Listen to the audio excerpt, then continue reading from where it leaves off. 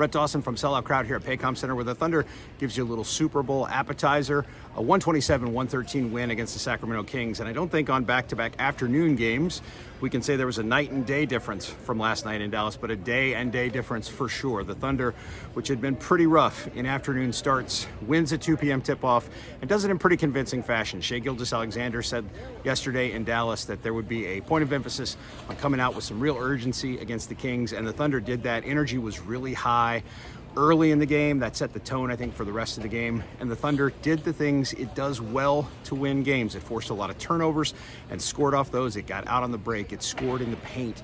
It did stuff that it has gotten a little bit away from lately. Mark Daigneault talked about the idea that the Thunder's transition offense had been struggling just a little bit. It was in high gear today, and the Thunder created a lot of mismatches, a lot of advantages offensively. Shai Gilgeous-Alexander goes for 38 points.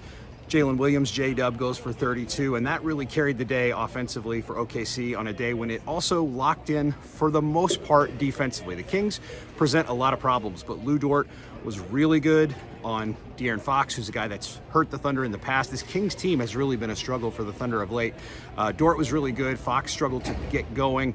Couple of shots in the second half. Malik Monk really got going for a little bit. He is a streaky guy who got on a hot streak. And then Davion Mitchell, who's not a very good three-point shooter, 26% for the season. He was 4 for 4. 3 of those came in the second half. So the Thunder got up by 24 points.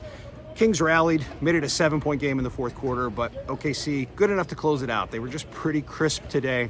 Looked like the team we've seen a lot, not like the team we saw in Dallas. And Mark Daigneault said, you don't want to overreact to one game like the Dallas game. At the same time, you want to recognize, he said, when you're not playing up to your standard. And that was certainly the case for the Thunder. It's been the case a little bit lately in terms of playing to that fast identity, but certainly was the case in Dallas, where the energy, the effort, and especially the defense just weren't there. And the Thunder today turned that defense into offense, played really well. Chet Holmgren affected a lot of shots today.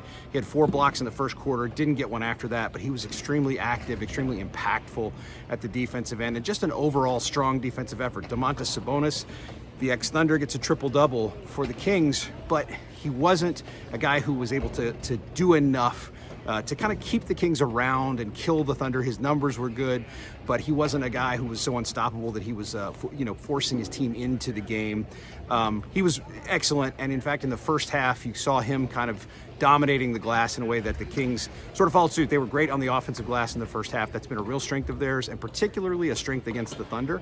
Not so much today in the second half, and some of that was a couple of good bounces in the second half, or a couple of good bounces in the first half for the Kings that didn't go their way in the second. A little bit better shooting, so there weren't as many offensive rebounds available to them.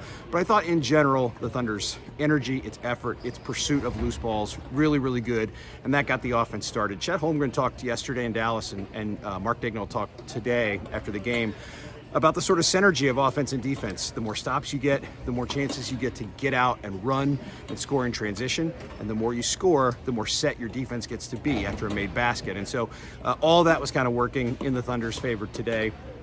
Last home game before the All-Star break, one more game to go.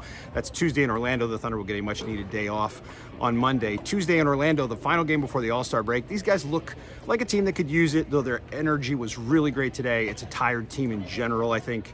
And like most teams in the NBA at this point, really need this break, and it's coming. And then after the All-Star break, we're going to look at kind of a new-look team. Gordon Hayward, who was in the building today, will be cleared to play and available to play after the break. We don't know if that means the first game after the break, but that's the way things are trending right now. That would be February 22nd against the Clippers. Bismack Biyombo, who the Thunder signed, a backup center, also available after the break. Again, don't know if that means he'd be able to play in that first game against the Clippers, but that's sort of the way things are looking right now. So we'll get a different look from the Thunder after the break. Certainly got a different look from them today than we got yesterday in Dallas. We'll have a whole lot more coverage of this and everything moving forward here on my YouTube channel and at selloutcrowd.com, so make sure to check it out.